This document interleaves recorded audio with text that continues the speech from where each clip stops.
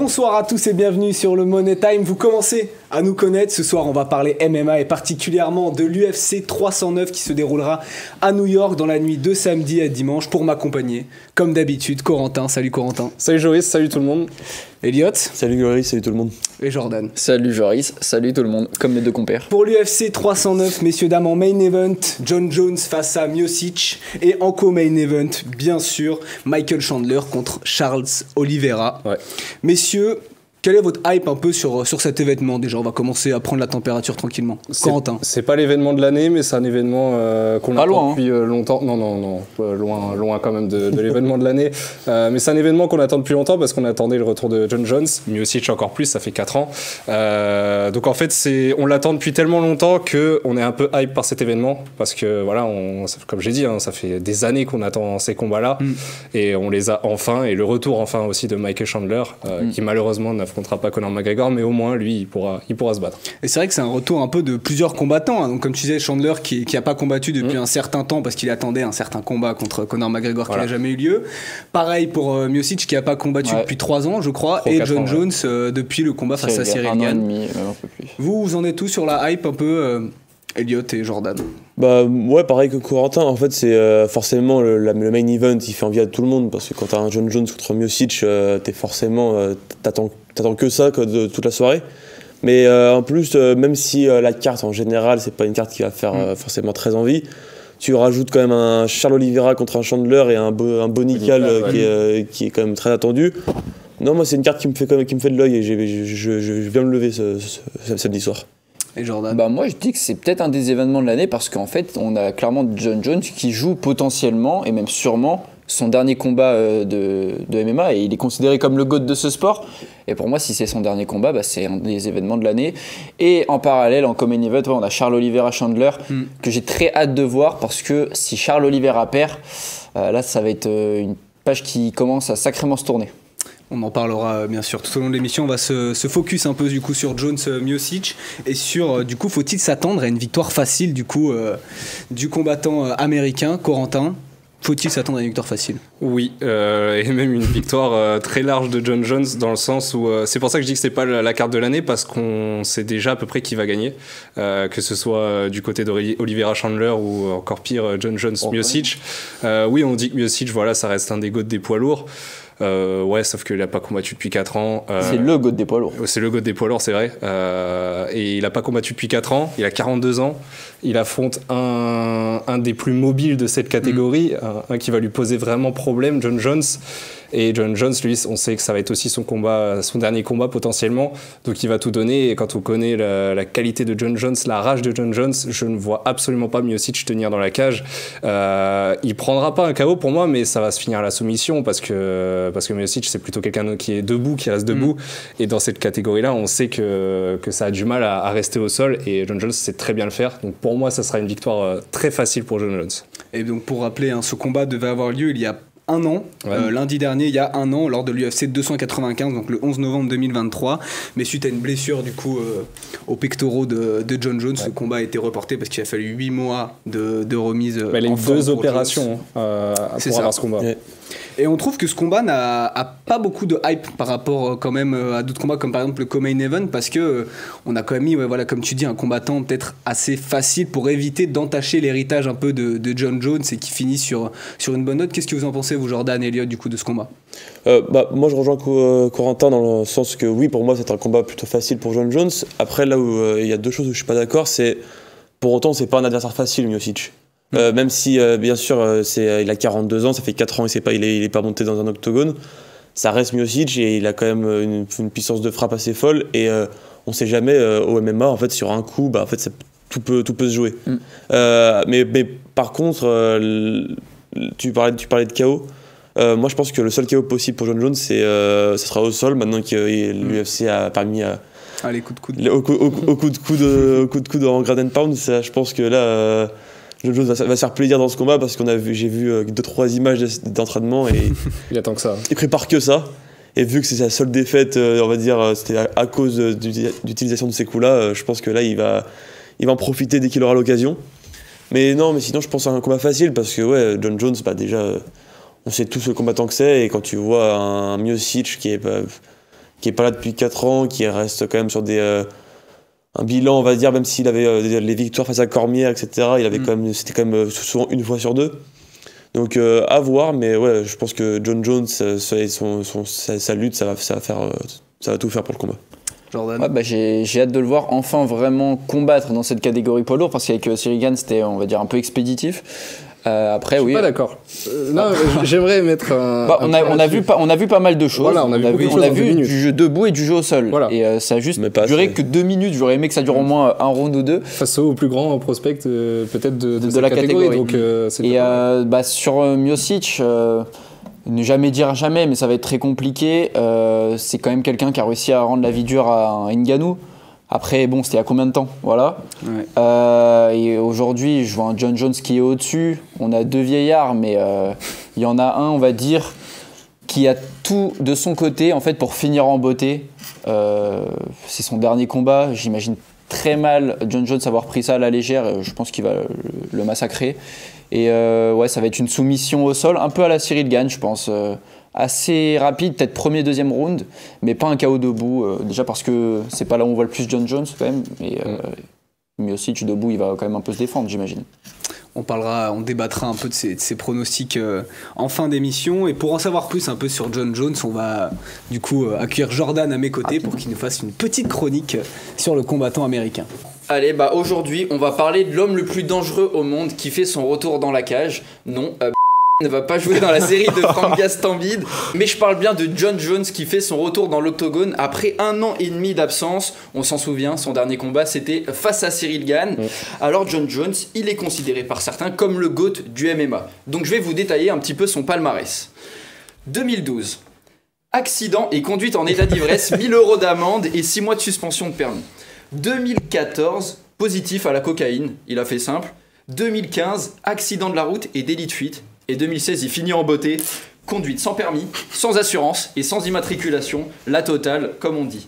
Mais bon, Jon Jones, c'est un homme par contre qui a appris de ses erreurs. Là, il n'y a pas de vanne pour le coup. Il a su se racheter et il a essayé de devenir un meilleur humain. Et dans la discipline, par contre, il a toujours régné, même malgré quelques combats, on va dire, un peu controversés. Jon Jones, c'est 10 défenses de titre, c'est 27 victoires en 29 combats, le GOAT incontesté de la catégorie mi-lourd. Et je le disais, mais il a battu Cyril Gane il y a 1 an et demi pour devenir le champion de la catégorie poids lourd. Bon, l'alarme elle coule toujours pour Cyril. Et ce samedi, il a l'occasion de battre Stipe Miocic, le GOAT de la catégorie des lourds. Alors vous, je sais pas quel pari vous avez fait pour ce combat, mais moi je pense que Jon il va gagner, finir en beauté, et je lui demande un truc, s'il te plaît, pose les gants à la fin du combat au milieu de l'octogone pour partir en beauté et dire au revoir à Dana White. Bravo. On va passer à cette deuxième partie de l'émission et donc du coup sur une probable victoire de l'un ou de l'autre. Est-ce que selon vous, cette demi-finale, j'ai envie de dire, le vainqueur de ce combat devrait-il affronter Aspinall pour son prochain combat et pour que ce soit peut-être un title shot, et ce sera un title shot parce qu'on rappelle que Aspinall est champion intérimaire en battant Pavlovich le 11 novembre du coup 2023 justement pour remplacer l'event de Jon Jones, et il est à 8-1 à l'UFC et a déjà défendu sa ceinture contre Curtis Blade en juillet dernier. Donc qu'est-ce que vous pensez du coup de cette victoire? Est-ce qu'il faut un combat évident contre Aspinall, Corentin? Non, moi je fais partie de cette team qui trouve que ça sert à rien. Il faut arrêter d'être toujours là à dire oui, il faut réunifier les ceintures, non, ça sert à rien. Jon Jones, il a 37 ans aujourd'hui. Oui, Aspinall veut ce combat, forcément, parce que là, pour lui, ça lui donne plus de crédibilité de battre le vrai champion de la catégorie. Maintenant, pour Jon Jones, il a rien à gagner. Il a même tout à perdre face à Aspinall, parce que pour moi Aspinall c'est vraiment celui qui peut vraiment le battre dans cette catégorie. Il est plus lourd, il a une grosse puissance de frappe, enfin, il est même assez complet aussi à Aspinall, il faut le dire.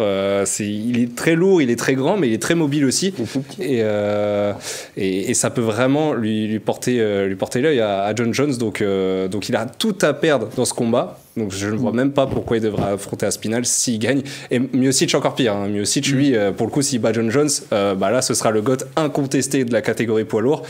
Il s'arrêtera là, ça servira à rien, 42 ans d'affronter un jeune qui a encore rien prouvé, donc non, ça sert à rien. Et on rappelle qu'avant le combat annoncé contre Miocic, beaucoup de fans réclamaient du coup ce combat Jones-Aspinall. Est-ce que vous pensez que Dana White, qui protège, mais qui est un peu quand même du côté de John Jones, a voulu respecter et ne pas entacher du coup l'héritage un peu et le dernier combat de John Jones en le mettant face à Miocic, où il n'y aurait pas de rapport? Qu'est-ce que vous en pensez, Jordan? En fait, au-delà de l'aspect sportif, il doit pas le prendre tout court, parce que en fait, si tu bats le GOAT de ta catégorie, celle dans laquelle tu viens de monter, pourquoi t'irais prendre un champion intérimaire qui est là depuis même pas 4 ans sur le circuit de l'UFC pour, on va dire, refaire encore un combat et après prendre ta retraite? Il y a vraiment rien à y gagner. Il n'y a aucun prestige, que ce soit, je trouve, sportif ou même au-delà du sport. Il n'y a que Aspinall en fait qui peut sortir gagnant d'un combat contre John Jones. John Jones n'en a rien à faire. Je préférerais le voir contre un Ngannou en faisant un mix UFC PFL, ou je sais même pas, mais vraiment pas Aspinall. Pereira. Ou un Pereira en lightweight, ou alors en poids lourd, ce serait très beau. Ouais, là je rejoins mes deux compères, parce qu'en fait le problème c'est que Aspinall, même si c'est un super combattant et qu'il l'a montré là 2 reprises en battant Pavlovich et Blades, en fait si d'un coup John Jones bat Miocic, peu importe la manière, en fait ce sera vraiment l'apothéose de sa carrière. Tout le monde sera en mode voilà, c'est le plus grand de tous les temps, il n'y a rien à dire. Il a fermé le livre. Et en fait si d'un coup tu rajoutes un dernier combat contre Aspinall, même si pour autant John Jones gagne, il y a ce truc de oui, voilà, il a battu Aspinall. Il n'y a pas encore cette hype autour de Aspinall qui peut permettre d'être le dernier combat de John Jones. Et même si pour beaucoup, peut-être que Miocic, c'est pas au niveau, c'est pas le même level. Et Coco l'a dit, le piège, s'il prend un dernier combat pour prendre un dernier combat contre Aspinall, c'est de se faire surprendre. Et quoi de pire que finir sur une défaite face à quelqu'un contre qui tout le monde te donnait gagnant et personne mettait beaucoup d'intérêt à ce combat? Ce serait la pire chose de le prendre et de le perdre. Et pour répondre à ce que tu disais sur Dana White, c'est sûr que Dana White veut protéger John Jones. Lui-même, il sait que ça rapporte pas grand-chose à Aspinall John Jones, à part si Aspinall fait... comme il l'a fait avec Pavlovich et Blades, il termine John Jones en 1 minute. Sauf que c'est pas comme si tout le monde pouvait prévoir qu'un combat comme ça arriverait. Et puis du coup, là il est en train de faire un peu couler tout ça en disant oui, il y aura le combat, mais en fait si à la fin les deux décident de poser les gants, il va rien dire Dana White. Oui.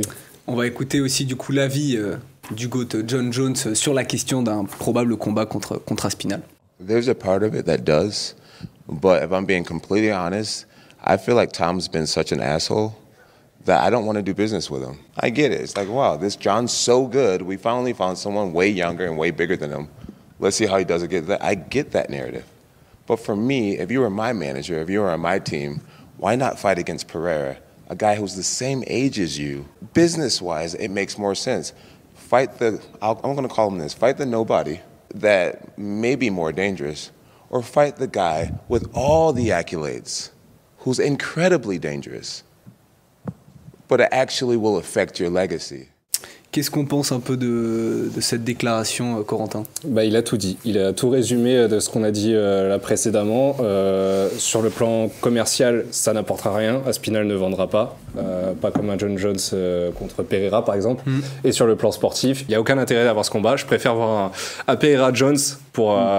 limite en light heavyweight, ça peut être pas mal pour là boucler la boucle et là déterminer qui est vraiment le GOAT de cette catégorie. Clairement. Honnêtement, s'il y a un Pereira Jones, mais ce serait peut-être un des plus beaux combats déjà je trouve de la décennie 2020. J'en vois pas un au-dessus là pour le moment. Et ce serait assez impronosticable. Franchement, très curieux. J'arrive rien à dire sur ce combat, mais s'il vous plaît, faites-le, vraiment. Et on va passer sur la dernière partie un peu de ce main event avec, pour vous, est-ce que John Jones, s'il sort vainqueur de ce combat, ce sera le GOAT incontesté de la MMA? Pour rappel, il a été le plus jeune combattant à remporter une ceinture à 23 ans en mi-lourd. Après un passif judiciaire, comme l'a dit Jordan, il revient chez les poids lourds et bat tout le monde avec un record d'invincibilité, et ça fait 13 ans qu'il est champion, 11 défenses de titre, 16 combats pour le titre, donc 15 victoires. Est-ce que pour vous, ce sera le GOAT incontesté de l'UFC? Non. Je vais vous laisser parler. Non, ce sera pas le GOAT incontesté. Enfin, il ne deviendra pas le GOAT incontesté, tout simplement parce qu'il l'est déjà. Ah oui, d'accord. Non, mais la réponse est simple. La réponse est simple. C'est pas ce combat qui va le faire passer. C'est pas un combat face à Miocic qui va le confirmer au rang de GOAT. Je pense qu'il a déjà fait assez d'exploits auparavant pour lui permettre d'avoir ce titre. De GOAT all-time, hein, donc même ouais, de GOAT passé, all-time. Tu comptes même des GSP, Demetrius, Anderson Silva, qui vous voulez, n'importe qui est votre GOAT. Okay. Et moi, John Jones, je le mets au-dessus de tous. Parce que le règne qu'il a imposé dans la catégorie lightweight, qui selon moi est la plus dangereuse de l'UFC. Non. Allez, une des plus dangereuses. Là où tu as pour moi les humains les meilleurs, peut-être, et les plus punchers de l'UFC, bah, c'est là où il a réussi à dicter son jeu, à imposer vraiment une dictature pendant plus de 10 ans, depuis 2012. C'est mon GOAT. Et je pense pour beaucoup de personnes, ce combat ne changera rien. Non, moi je suis clairement pas d'accord avec ce que tu viens de dire, Jordan. Déjà, la catégorie pour moi la plus dangereuse, c'est les lightweight. C'est la plus complète, c'est celle qui est la plus prestigieuse en tout cas de l'UFC. Tu peux pas être un GOAT incontesté en dominant juste la catégorie light heavyweight qui est clairement pas la meilleure de l'UFC. Et quand on voit ce qu'il a affronté, à part Cormier et Gustafsson, waouh, c'est pas... Mais quand t'as Cormier comme long adversaire au fil des années, c'est pas n'importe qui. Hein. T'as eu 3 combats. T'as un des meilleurs lutteurs de l'histoire. Hein. Oui, et c'est tout. C'est tout. Après, t'as juste Gustafsson qui a été un énorme combat. Le reste, ça a été d'une facilité déconcertante. Donc, oui, mais faut se le rendre facile. Voilà, c'est ça. Faut se le rendre facile. C'est ça qui le fait passer au rang de GOAT. C'est parce qu'il se les rend faciles, ces combats. Pour moi, il n'y a même pas de débat. Tu peux pas considérer un gars comme un GOAT incontesté d'un sport, d'une catégorie, à partir du moment où tu inclus dedans le dopage, les arrestations nombreuses, le côté extra-sportif, il est absolument pas exemplaire. Ça peut mais dans ce cas-là, on refait des débats sur Maradona, on refait des débats dans tous les sports en fait. Non, et puis surtout qu'en fait, il y a la plus grosse plainte de dopage de John Jones. Alors même si bon, à l'époque c'était pas autorisé, tu le refais tester actuellement. En fait, ça passe. Ça serait passé. Maintenant, c'est des produits maintenant. La législation. Voilà, autorisés. Donc oui, à ce moment-là, c'était de la triche. Bien sûr, ça, il n'y a pas de doute. Mais pour autant, John Jones, c'est tellement au-dessus de tout le monde. Tu parles du fait que voilà, en light heavyweight, c'était peut-être trop simple pour lui, mais parce que c'était trop simple pour lui. Il était au-dessus de tout le monde. Il n'y avait pas un seul de son niveau. Et on l'a vu avec la trilogie face à Cormier, qui est aussi l'un des GOAT de l'UFC. Oui. En fait, franchement, c'était pas compliqué pour lui. Et il y a eu des combats où je pense à celui contre Reyes qui était un des plus sanglant. Ouais, et puis même voilà, c'était celui où il est le plus mis en difficulté. Ouais, et bah en fait il a toujours su montrer qu'en fait il y avait pas meilleur que lui. Et là maintenant il monte dans une catégorie après je ne sais plus combien d'années d'absence face à Cyril Gane qui était au top et il met 2 minutes avant de le soumettre. Certains le donnaient perdant. C'était la première fois de sa carrière. Cyril Gane était favori. Oui, Cyril Gane était favori par les bookmakers. C'était la première fois de sa carrière. Et en fait, en 2 minutes, il a rappelé à tout le monde. Bon, ça fait des années que je suis plus là, mais vous oubliez qui je suis. Les seuls pour moi qui peuvent discuter avec John Jones sur les rangs de GOAT, c'est. Allez, ça peut être des JSP, mais parce qu'ils ont. Justement. Ouais, mais parce qu'ils ont amené ce sport dans un autre monde et ils l'ont aussi dominé. Je suis désolé, mais pour moi, ceux qui passent au-dessus de John Jones. T'as McGregor. Donc il y en a plusieurs. Oui, bien sûr. Conor, en termes de sportif, tu parles? Je parle en termes de tout. Là, si tu parles d'extra sportif, McGregor a des défauts. McGregor. Bien sûr, je vais contredire là-dessus, mais bien sûr, mais Conor a fait passer l'UFC dans une autre dimension. Voilà, double champion. Sans lui, l'UFC ne serait pas là où elle est aujourd'hui. Aussi, hein. Non, John Jones. Double champion, tu peux pas me dire ça alors que John Jones est dans la même génération que McGregor et n'a pas eu le même impact. Mais parce qu'en 2017, il était moins en vue. Lui, il a plus régné avant. Donc dans ce cas, McGregor là-dessus est même au-dessus que de John Jones. Donc là, un point de vue marketing. Bah bien sûr. Oui, mais en sportivement, palmarès, il est pas du tout au même niveau que John Jones. Là, je suis d'accord. Qui s'est fait éteindre. Après, il y a un homme qui s'appelle JSP. Qui est au-dessus sportivement, qui est au-dessus en termes de mentalité et d'extra sportif. Donc là, pour moi, en fait, il y a des gens qui passent au-dessus de John Jones. Mais alors, le problème avec ce que tu me dis, c'est qu'en fait, tous les ceux qui sont considérés comme des GOAT du MMA, JSP, etc., pour eux, c'est John Jones le GOAT quand même dans tous les cas. En fait, il est reconnu parmi ses compères, il est reconnu par Dana White. Mais encore une fois, Dana White, c'est comme ça, mais il est reconnu par tous ses compères. Tu me dis JSP, mais JSP, c'est aussi l'humilité. C'est pour ça, il le dira jamais lui-même que c'est une légende. Il se dit même pas une légende de l'UFC, du MMA, alors que c'en est une. C'est juste qu'il explique en fait les entraînements qu'il a fait avec John Jones. Voilà, en fait, c'est en plus du fait que voilà le combattant que c'est aussi il a un style de vie, enfin, sans parler de, voilà, tout ce qu'il prend à côté, ses entraînements, etc. En fait, il n'y a pas plus intense que John Jones. Et là, on le voit maintenant pour la préparation face à Miocic. Il a appelé d'ailleurs un Français, Jean-Charles Charbowski.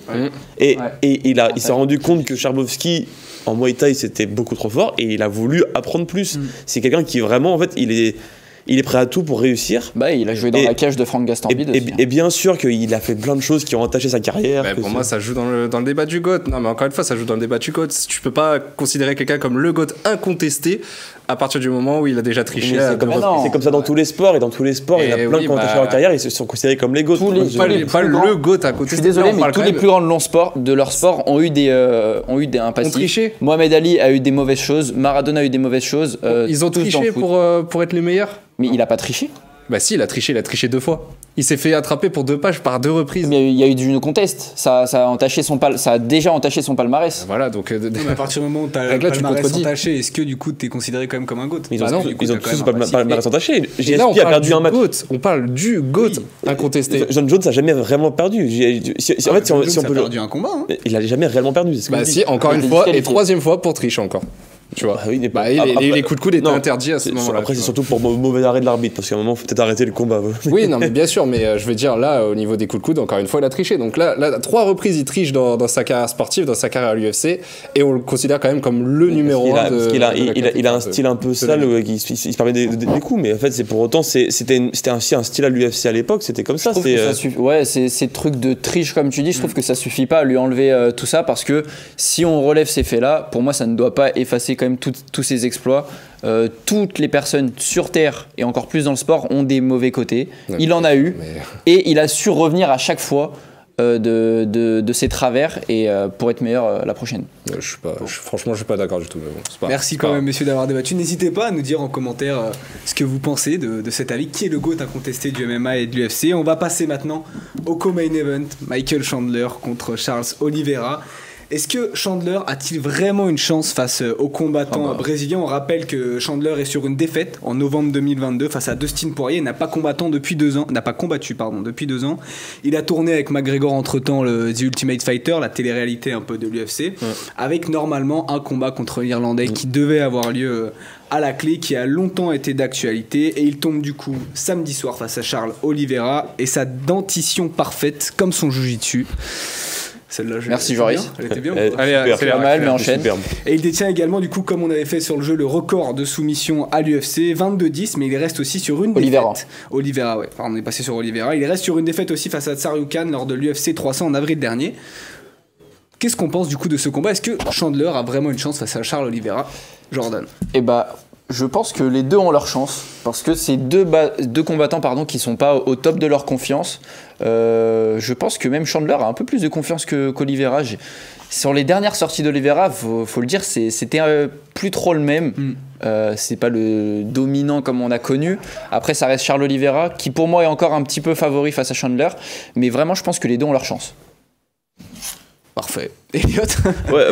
Pour moi, Chandler, il a toutes ses chances, parce que quand tu connais le style de Chandler, en fait, il est tellement imprévisible qu'en fait, il peut sortir un coup de n'importe où. Et je pense que s'il avait un style de combat un peu moins fou, il pourrait faire du peur à toute la catégorie, puisqu'on l'a vu contre Poirier. Franchement, contre Poirier, c'était limite s'il prenait pas le combat pour du catch.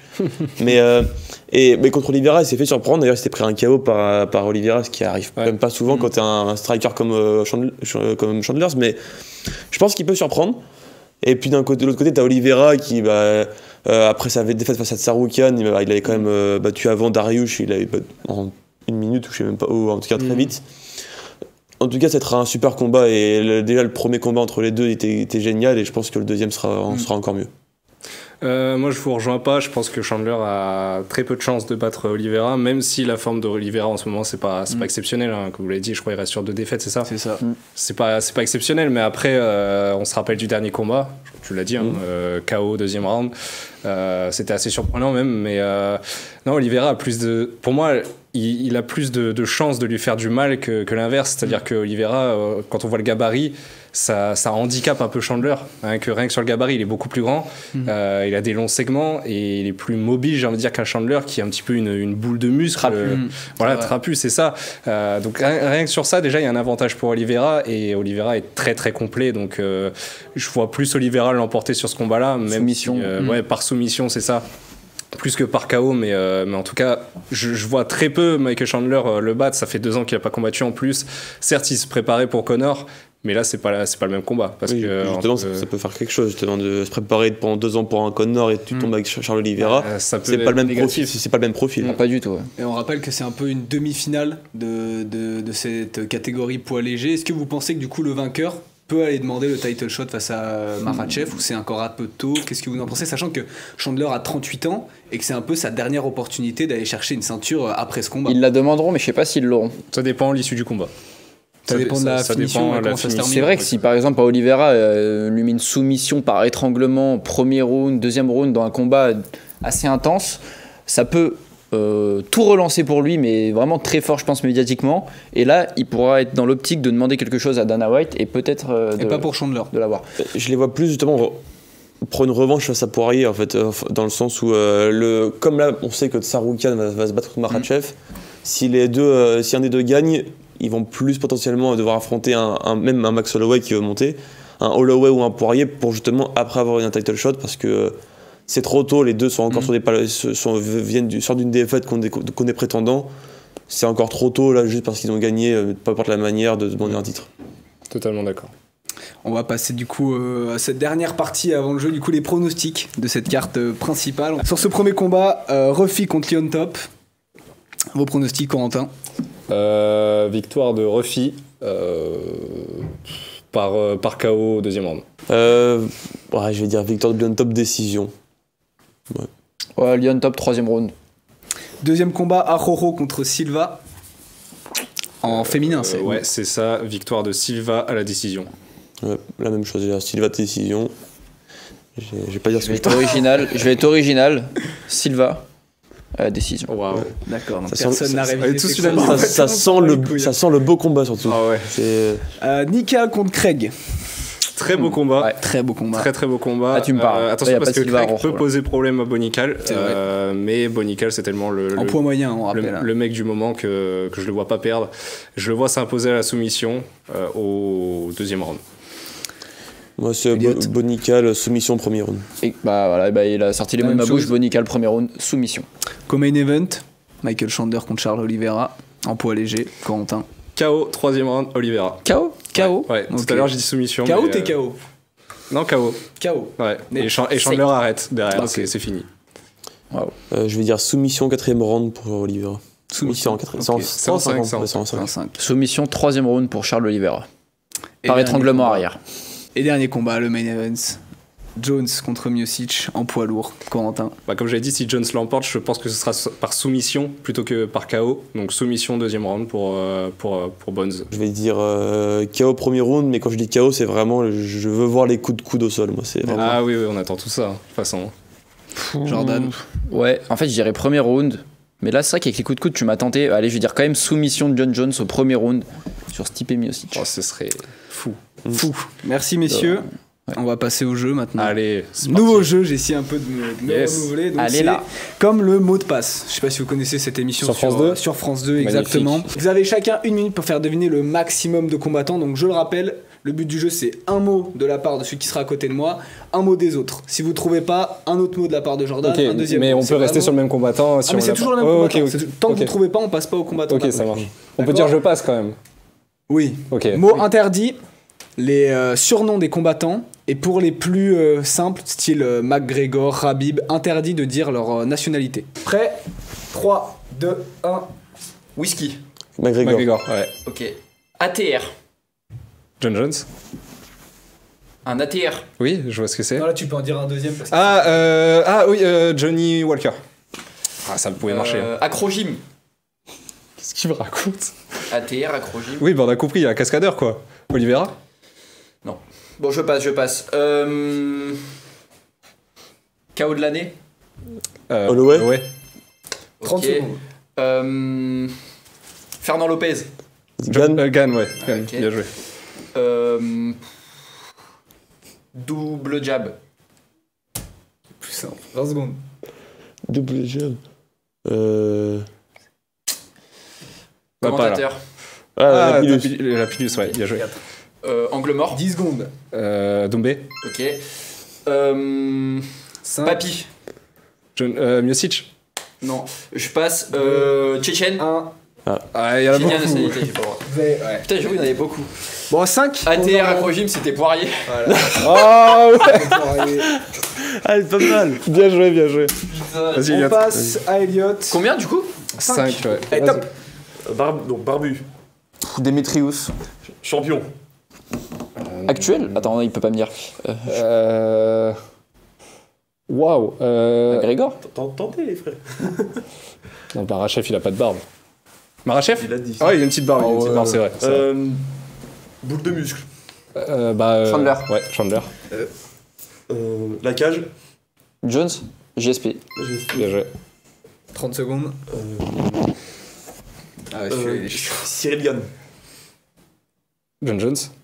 Baki. 310. Volkov. Oh, bien joué. 4. Incroyable. Double couleur. What? Magomedov. 10 Lox. Morgan. Non, non, Ouais, non. Morgan. Non, 5. bien Allez, joué, 1 oui, pour c'est- battre. Future championne. Manon Fiorot. Fiorot. Et voilà, 1 minute 6. Yes, il m'a battu. Let's go. Let's go, il m'a battu. Tu l'as aidé à te battre. C'est ça qui est. Je me suis battu, d'accord. Qui a battu Jordan. 3, 2, 1. KO de l'année. Holloway. Gadji. Gedji, ouais, bah, du coup. Blond. Pimlet. Paddy. Dis le show. Tature. Oliveira. Ah, ok. Autre organisation. Nganou. Tu peux la dire, hein, l'organisation. Bah, KSW. Ah, Parnasse. ouais, Saladin. Premier UFC Paris. Saint-Denis. Gomis. Adversaire. Bon, Euh, Tuvasa. Ouais. 30 secondes. Doumbé. Baki. Voilà. Oh là là. Il a donné une carrière. Anarch. Poitane, Pereira. Ouais. Ah, putain. 6. KO de l'espace. 5 secondes. Masvidal. Non, Pas Chandler. Non. Saint-Denis. 1 minute, c'est terminé. Non, Son c'était adversaire. Buckley. C'est terminé, messieurs. Il faut départager les deux. T'as fait combien? Ça fait 6 aussi. Vous avez fait 6? Ils ont fait 6 chacun. c'était Edward. Ah ouais. Africain. Ngannou. Non. Ousmane. Non. Il plaît 6. Ah, bien joué. Et voilà, Elliot, bravo. Bravo, Elliot. Merci. Bravo, Elliot. Bravo pour le jeu. Merci à tous de nous avoir écoutés. Merci à vous trois d'avoir débattu ce soir pour l'UFC 309. Rappel sur RMC Sport dans la nuit de samedi à dimanche. Du coup, c'est UFC 309 en direct du Madison Square Garden à New York. Nous, on sera tous présents pour regarder ça. Et puis, on vous dit à bientôt pour une prochaine émission. Ciao, ciao. Salut à tous.